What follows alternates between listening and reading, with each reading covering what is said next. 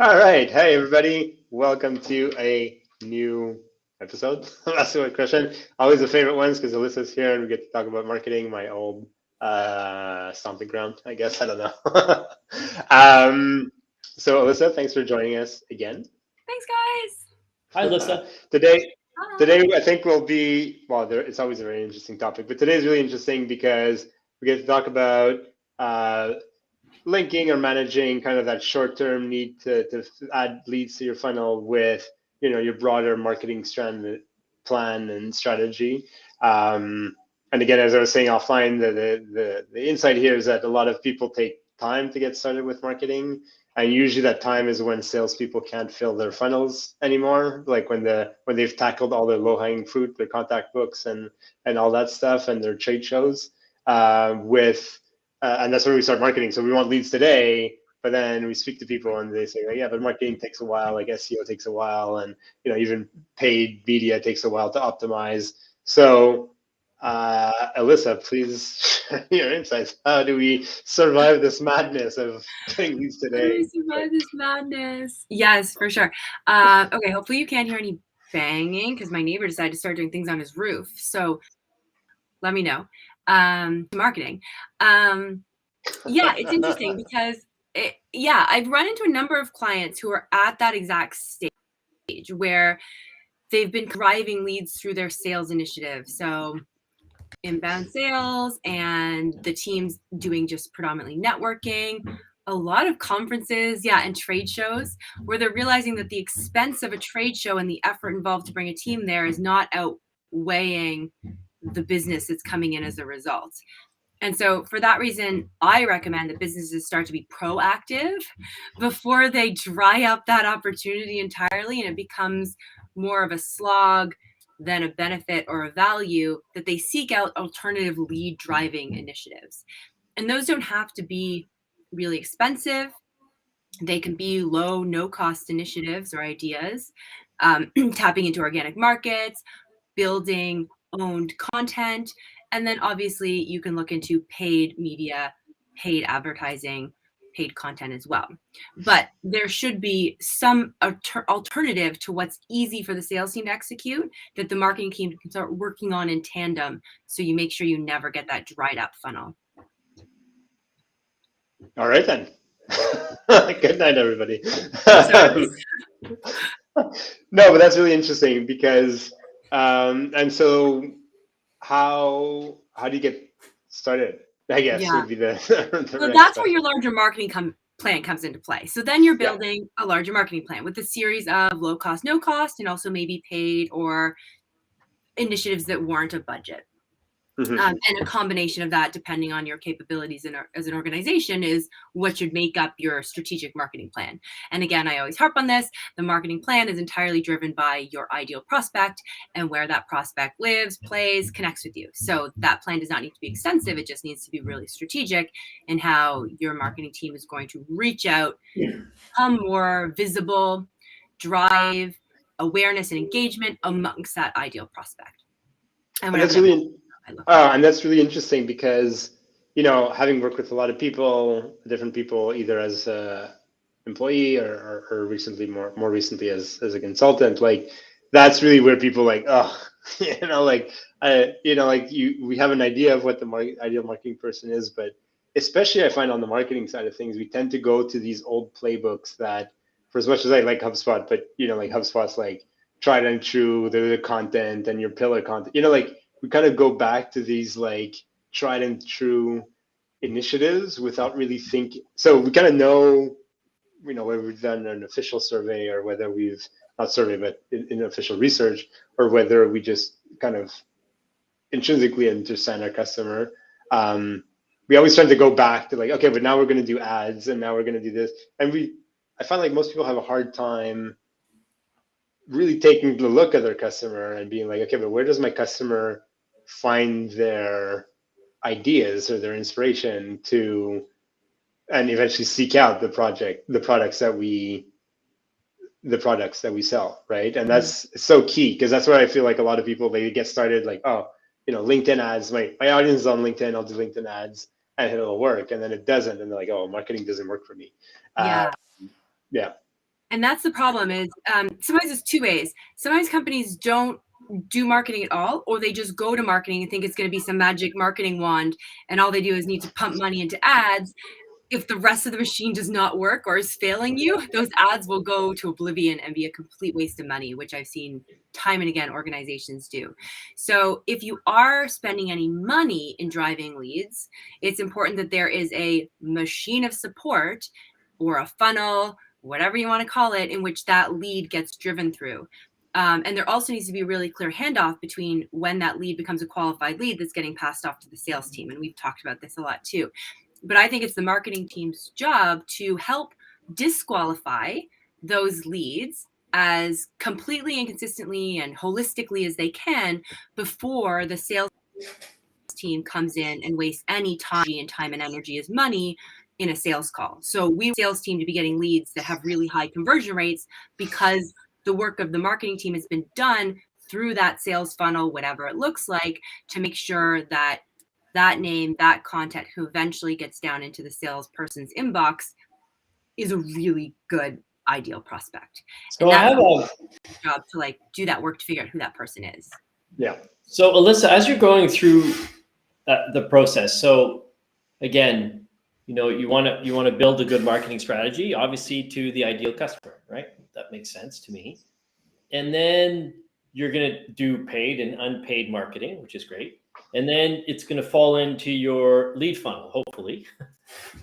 If not, you're doing this for nothing. So you can have some kind of lead funnel that it's falling into, and then you're maybe passing it off to sales, right? So what I'm noticing, and I'm noticing particularly with smaller companies, is that there's a real disconnect. And Fab, you talked to this before. There's a real disconnect between people understanding their customer and how to market to them. Mm-hmm. And of course, if you want to drive things in your lead funnel, then you need to fix that up too. So leads coming in, you're putting in lead funnel, someone in marketing is doing that. So here's my question. My question to you is, as that small or medium-sized company, when should you decide to say, I can't do this myself anymore, it's not working? What's the gauge? And I know some people say, well, it's never working enough. I'm spending some money, but is there some kind of guideline that you give people? Look, you guys really should get help doing this, or you guys just need to tweak a few things. How do you evaluate the necessity for someone to get outside help to help them out? I don't know if that's a good question. That's a good question. I don't know, because I practice what I preach in that I have a really clear understanding of who my ideal target is. I know that business owner. I know what their mentality is. I know what they're open to. I know the state of affairs in their business. So I communicate and try to connect directly with those people so that as a result, we're making a good connection right away of, oh, you need me. You see the value in me. I think I can work with you and help you. So I think it's the same answer for those guys. There's no clear method of when you need this. If you're drowning, yeah. If it's failing and you're not getting enough business, probably you might need a little bit of additional support.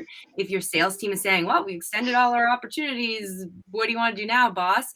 Then maybe you look for alternatives.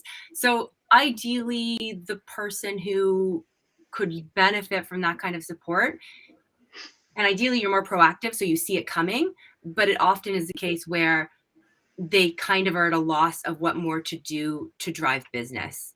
And they think marketing is the key, but don't really know how to go about doing it, or think it just means pumping money into ads, again, without laying the groundwork of the core messaging that is needed to really make sure those ads land with your ideal prospects and that you have a high conversion rate once you talk to them.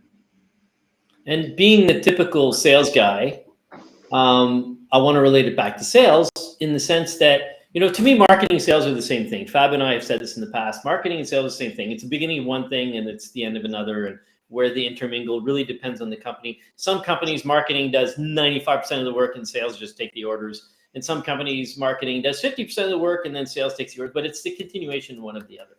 And I guess this is my point. So, as a solopreneur or someone who's a solopreneur, they have a hard time defining who their customers are. So you can help. A good marketer can help you with that right from the start. And then to the point that this podcast is talking about is that once your marketing plan's done, right, and you have a larger marketing plan, you're like, wow, this is going great. How do you link that to your lead funnel? Like, what are the parameters to decide, oh, I'm going to get marketing to do more of this, or I'm going to get sales to jump in? That's where I find with a lot of my clients, it's really muddy. I'm working with a client right now that's actually really good at defining it. So marketing is going to do this, it goes there. And they start having the sales, start having the conversation. If it goes into nurture, marketing picks it up again. So I've very rarely seen this in the last several years that I'm working with clients. So I guess my question to you is, how do you establish that, who does what, and how to transfer it, and who's going to take care of the leads at that point? My God, I'm talking a lot. Sorry, that's the longest. Yeah, no, that's okay. Those are good questions. I think it comes down to where efficiencies lie within that particular organization. So as an example, one of my clients, they don't have a ton of time and energy to get on the phone in a sales call necessarily. So as a result, we're trying to build marketing initiatives that help to disqualify leads that are coming in the door through paid advertising, for example. So we're forcing them to fill out a questionnaire before. We have a nurturing sequence of emails after they engage that further narrows down who that individual is and if they are worth spending time on a call with. That's just one example. So there has to be that conversation of like, sales guys, what kind of quality person are you looking for? What do you want your conversion rates to be? And if the sales team is seeing that they're getting crummy leads, it's going back to the marketing team and saying, hey, what can we do to vet our leads a little bit more before we spend time and energy talking to them? And when that happens is pretty nuanced from organization to organization. But I would say the time and energy of a sales call should be spent on a really high quality lead.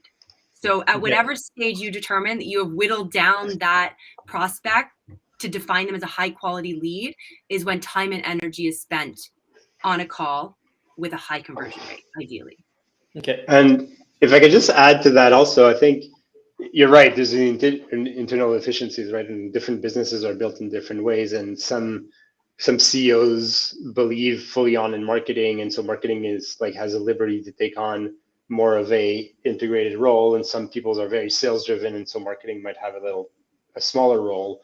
I think it also depends on, your go-to-market model, right? Like on the size of your business, right? Like not your size, like per customer, right? Like you have some enterprise businesses where your customers are driving in like, $500,000 a year, while your marketing at this point, because of the type of client you're looking at, will be very different than if you're a SaaS, like $5 a year product, right? Like your marketing will look very different, and the smaller scale usually will be very marketing driven because we need to go attract a huge volume to be warrant that $5 a year business model versus like the 500,000 plus a year. You probably need maybe you need one or two clients, and so your marketing will look very, very different and very integrated with sales and very customized to a handful of specific companies. So I think there's also that variable to take into account. Yeah. And I think there's two folds in marketing where marketing really helps with that funnel or driving traffic into the funnel or making the funnel work well. One is driving leads. Yes, fine. And often that's paid or it's more aggressive marketing to really drive mass awareness, get a high engagement. The other piece that's also really important from a B2B perspective in a lot of spaces is being a content builder or having owned content or being a thought leader. Thought leader is the hot theme where you're pumping out content as an expert that you're hoping your ideal prospect gets wind of. But it's also a way to validate your caliber and quality as an organization to prospects who are going in on a sales call. So for example, if let's say you just do networking or the sales team gets a lead and then the lead gets told, hey, you're going to hop on a call with John, our salesperson, that prospect may do a little more investigating about the company. Do I really want to chat with John? I don't know. Maybe I'm going to creep the company a little more. Then marketing's existing owned content helps to further sell and convince that prospect that John's worth talking to. So marketing has kind of two roles in that it's got an amazing home base of great content that's out there in the world to help in the selling sort of organically. as prospects creep and investigate to see if you're worth their time in talking to. Does that make sense? Yeah, it did make sense. Yeah, I mean, and so just going back, I think to our initial kind of topic is that, if what I like what you really said at the beginning, Alyssa, at some point was like, hopefully you're having foresight too. Like the reality is like if you want your market, just how sales take, like people have this impression that sales is quick, right? You hire a salesperson, you start making sales, but that's not really true, right? Because let's start a younger business, right? Like the founders or co-founders have been doing sales for like, even though they may not be salespeople, but they have an idea of like what questions, there's a time that was taken to understand, I don't know, maybe the company I worked at, but like younger companies have like massive sales turnovers, right? Because they're trying out sales reps because their process isn't defined and salespeople can't find. So sales does take an investment. I think what happens is that they're then hoping that marketing comes in and just fills in the gap quickly. But the reality is, there is a certain amount of time before, like you said, even just taking the time to understand like who your customer is and the messaging that resonates and how am I going to distribute this, and then just that can take a little while too. And I think this, to me, like a big thing is just hopefully that you can get insight into, okay, my salespeople are drawing up their funnel. I think we need to look into marketing before it's too late. Yeah. Yeah, and marketing can help inform from a HubSpot CRM perspective too, which arguably is probably still marketing until you get into the actual sales call. But again, that's debatable. Some people consider the CRM funnel, once they're in as a lead and they get groomed with either, let's say, an email chain or whatever that might be that's leading them to the sale. I think marketing and sales need to work really closely together with their tandem insights in terms of what that content looks like to drive conversion. So if it's not an actual sales call and you're relying on emails or something else to drive conversion, then that messaging needs to be really nuanced, very clear, very convincing, very effective. And at that stage, sales and marketing insights together can help make that content even stronger. Mm-hmm. And I think, obviously we're talking about marketing today, but there's also the post sale, right? Which often gets neglected too. And that marketing can actually have, I've seen places where marketing has actually more impact in the post sale than the pre-sale, just because, what happens after the sale, after the contract is signed and how you're taking care of the customer and what kind of information and content you're sharing there and understanding how the customers are reacting to your product, your service is also as important. And I realize I just opened a huge tangent, but it's still something that gets neglected as well. And I feel like marketing actually can have a huge impact there too. It might not be a matter of like top funnel stuff, but it's more, post funnel, whatever you want to call it. Yeah. And that's where marketing teams can help inform customer service too. So yeah. In addition to sales, supporting customer service, like the customer service team is kind of who have to deal with everything once the other two teams have done their work. But they kind of end up being both marketing and salespeople at the same time. So sharing insights from both parties would be important in that regard too for the post, like for customer service and account management, really. I'm a little concerned. Paul is very quiet. This is so unnatural for me. I'm a little more quiet because it's not my expertise, and I want to make sure that you get questions in. My questions tend to always come back to sales, and I find I want to really hear the marketing advantage of things. But that's what we're talking about too, right? Because it's ultimately like we're saying, like, and I think we've all seen it. The three of us, even though Paul, you're like obviously very much in sales, and Alyssa, you're very much on the marketing side. Like that's usually when marketing gets called in. When sales starts having problems, right? That's when marketing comes in, unless the CEO, co-founder, whatever the top leader is, really truly believes in the value of content and marketing and stuff like that, where marketing will kind of be brought in earlier.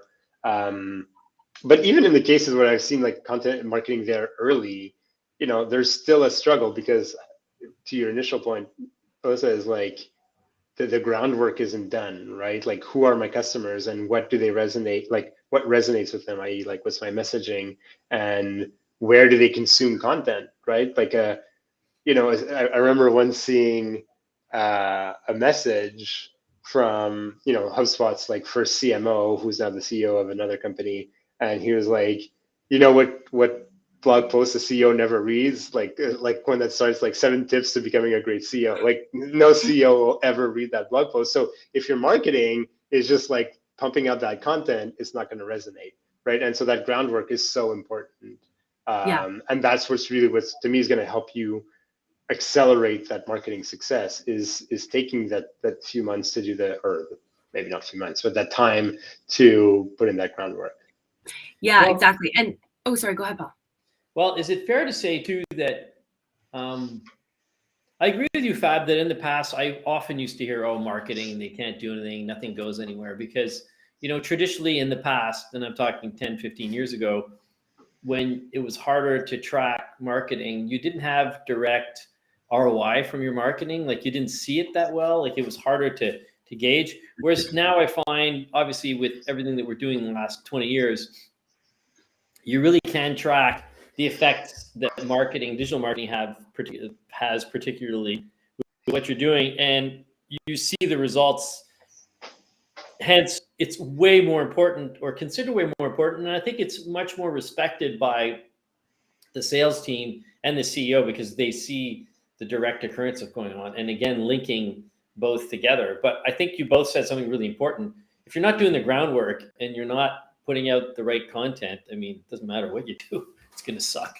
Yeah. And what you put out, it's and we've often had this discussion, and Alyssa and I have even had it offline, is that you really have to take the time to understand what it is you're trying to do or who you're trying to reach and why it interests them. Alyssa and I have also had the conversation is, it's not about your product. No one cares about your product. It's about what your product or your service can do for them. Very rare, unless you're in the B2C world, and that's very different. People buy guitars because they like the guitar, but in a B2B world, it would be, well, no, I'm only buying the guitar to make music. It doesn't matter what guitar I have as long as it makes music. So, and I think people forget that, one. So, and two, it's that groundwork becomes so capital and important because that's how you're talking to the world out there. And then that helps sales close it. And then, like we were saying before, well, how far and how deep is sales involved? In a marketing driven company, some people probably wish that they didn't have to involve sales at all, right? You just buy online, and that's wonderful. If that's your model and it works fine, then you might not need anyone. And then you can go all the way to the other extent when it's a very customized, specialized thing where the only thing marketing does is makes your business cards and your flyer, So that's the other extreme, right? So that's but there's less and less of that, thank God. Yeah. No, it's true. And I think I think marketing's job, especially in mid-sized organizations, their job is to bring in high quality leads. And that isn't numbers. And so that you could say an ROI is, oh, I spent this amount and I got this many leads. But if those leads are all garbage, you have a crappy ROI, depending on no matter what that number is. And it's your sales team that's going to tell you how high quality those leads are. Now, you need to have a good relationship. A CEO needs to manage them well to say, oh, actually, Alyssa brought you in and I read these guys, really high quality people. Technically, I feel like on paper, these guys should all be wanting to buy our product. So then you see like, oh, did the sales team fail in their ability to convert, even though they were quality leads? Or is the sales saying, hey, like I can't even sell to these guys anyways because they're not the right people for our business and our products? So I think marketing's job in driving that funnel in is to your point, Paul, doing the groundwork and figuring out who those ideal prospects are. And it's one person. It's one type of person. And I say this I'm pretty sure I say this every episode. It is one person. It is the person who makes you the most money, who is easiest to convert, who if you had 10 of these clients, you'd be laughing. Those are who you talk to. And the waters can get muddied by senior leaders sometimes or business owners who are their own marketing team where they don't want to ostracize anyone. They don't want to lose anyone. But my client like this is like that. And I always say to them, who's your best client? Who makes you the most money? Who do you like working with the most? What if you multiplied them? What if you could clone them? Oh, yeah. If I could clone them, I'd be happy. Great. Then guess what? There's a whole bunch more of those guys out there. So why don't you talk to them? And then as a result, if the marketing team is putting the right messaging out there, saying the right things to that right person, the sales team gets handed a little email list of names to call, and all those people are like sitting ducks. And that when things are working well together. So there's an elephant in the room here that I want to address. And the elephant in the room is the quality of the leads. Now, and this is a big one, because if, let's say, marketing is throwing 1,000 leads at you and only 10 of those leads are good, but in those 10 leads, you're going to be making $10 million a year, and you've got 3 reps, those are pretty good leads. So the reality is that, and now I'm throwing the sales team under the bus, that doesn't happen often. But what I'm saying is, I very much believe that if you have any percentage of good leads coming in, yes, you should always be tweaking your marketing and always trying to bring in better leads. But ultimately, what sales has to realize is the part of sales is the really good salespeople know how often they're going to fail. So let's say I get 100 leads and only 3 of them close. And I get 100 leads a year and 3 of them close. But if I close 2 of those leads, I make a huge commission and I have a great year. Well, you know what? Marketing is giving you good leads.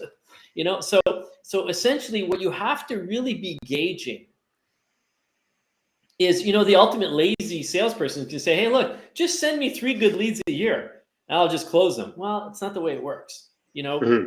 There's a job to be done, and there's maybe a consultative sales to be done. Maybe you're in a very competitive industry. So even though they came to see you, but there's maybe 100 other competitors that they can talk to. So now it has to be a conversation, and it has to go deeper than just what marketing can do, because marketing can only do so much. They're not having a one-on-one conversation most of the time. Yeah. So it's to understand, once you build that lead funnel, what's the quality of those leads, but what does it really matter to you? If you're someone that needs to close 10 leads a week, well, then maybe it's a different world. But if you're closing 3 leads a year and your year is done after 2 leads a year, well, so you need to understand how you're qualifying that and what the work of that is. And there should be, and Fab and I have talked about this before, there should be a person that sits there that's both in marketing and sales, that creates that looks at the data and creates that realistic expectation of, well, the lead generators, our marketing team is going to send 10,000 leads a year, and only 100 of them are going to be good. What do we mean by that? Not that they're good, sorry. Only 100 of those are going to close. Well, because you're going to pick up the ball, you need to sort of weed out through those 10,000. You're going to talk to 5,000 of them. And then of those 5,000, you're only going to close, I forget what I said, X number, and that's going to make your year. So there's a real conversation that has to happen there. And that you can only determine that. It really depends a lot on the business and what it is you're trying to do. So there's a huge conversation there. Sorry for my little. Yeah, no worries. And I mean, obviously, like that's the big one, right? And I'll put my ops hat on 2 minutes. Like that's where the data comes in, right? Like at the end of the day, regardless of what your go-to-market model is, whether it warrants having a 2-step process, right? Like we talked about it with Alyssa a while back, like the sales development rep, or if it's just like a cradle to grave rep that just does everything, or whether it's just like one-click sale type of thing. I think you need very objective definitions of, so that you can come back and say, well, look, sales rep, like stop complaining about the leads. You need 100 this year. You got 25 this month, and we're January, like you're on pace to getting the 100 leads you need before the end of the year.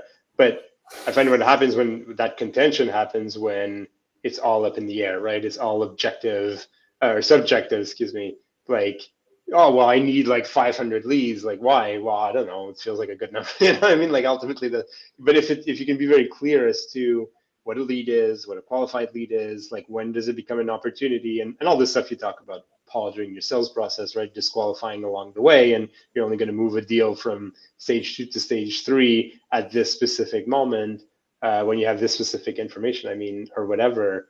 You need that throughout, right? And even past the unrealistically, some salespeople say, well, you got to give me the lead when they're ready to close. Well, really? Come on. Like, why you? Well, that could work in some business, right? If it's an online, like click to buy, like quick generating, like I worked with a client once, like they had a 2-step sales process. It was just like, they have a need, here's a quote, sign it. Like they needed ready to close leads because they had a quick turnaround, highly competitive industry where people made decisions on the fly, you know, and so it really depends where you're at. But you're right, like there has to be a clear understanding of which leads am I getting and when, and if I need a high volume, then I need to invest a lot more in my marketing, not necessarily to place more ads, but to do more research, to do more understanding of who my customers, so my messaging could be even more on point, and so on and so forth.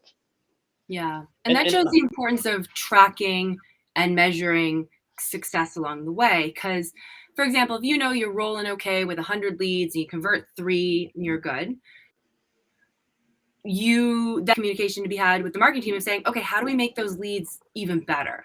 How do we make those leads even stronger, more likely to convert? So what can we do to tweak our messaging, to hone in on an even better ideal prospect through our messaging and our efforts and our marketing plan, to have those 100 have an even higher conversion rate. So the team is converting 5 instead of 3. Mm-hmm. And that's where I think the marketing team can play a role in that ongoing development, because the more learnings they have from sales and the sales experience and having conversations with leads, the more they can tweak their content to make sure they're really putting a hook out for an even more specified hook to get an even better prospect on the hook. Yep. On the line. Yep. Absolutely. So, awesome. It's an interesting conversation though, because you know, with one of my clients, without mentioning them, you know, they're living through this whole process, and you know, the owner is very much a marketing guy, and he has a great marketing machine. And what's happening is that the salespeople have been fed some really great leads, but they're being fed so many leads that they don't have the time really to weed through them and see which ones are good and bad. Because again, in this specific instance, marketing can only do so much because it's very much a B2B customized product in every single case. So it's very, very interesting. Yeah. Awesome. This was really fun. I'll cap it off here because otherwise we'll go on for 3 days, and I don't think my headphones will last that long. But I'm kidding. This was really fun. I think if I can recap and let me know if I got it right, I think, you know, ideally you get started before it's too late, before you need them, right? But regardless, you know, spend time focusing on the core stuff, like who's your audience, what resonates with them, where are they paying, what are they spending their time for, why are they buying your product, right? Like all that stuff. And then work on developing those tactics. And obviously, the more time you have to do it, the more success you'll have. If you have less time, you just have to accept that there'll be a ramp up period as well. But focus on, I don't know what's going on outside, but focus on your fundamentals.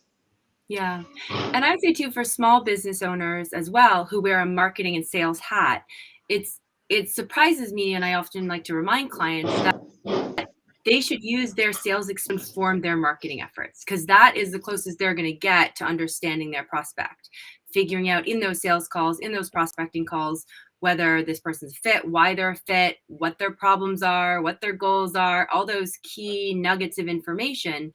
Because often I'll sit down to do the preliminary core work with the client and ask them questions about their primary target, and they kind of feel like they don't have answers. And I say, okay, well, how many sales meetings have you gone on the last little while? Oh yeah, I've done a lot of prospect calls. Okay, what did you learn from those conversations? So when you're an individual business owner or in a small business where you're kind of wearing the hat, both hats, utilize your sales experience to inform your marketing and vice versa. Awesome. Thanks, Alyssa. Always amazing. We'll talk to you next month. Thanks, guys. Thanks, guys.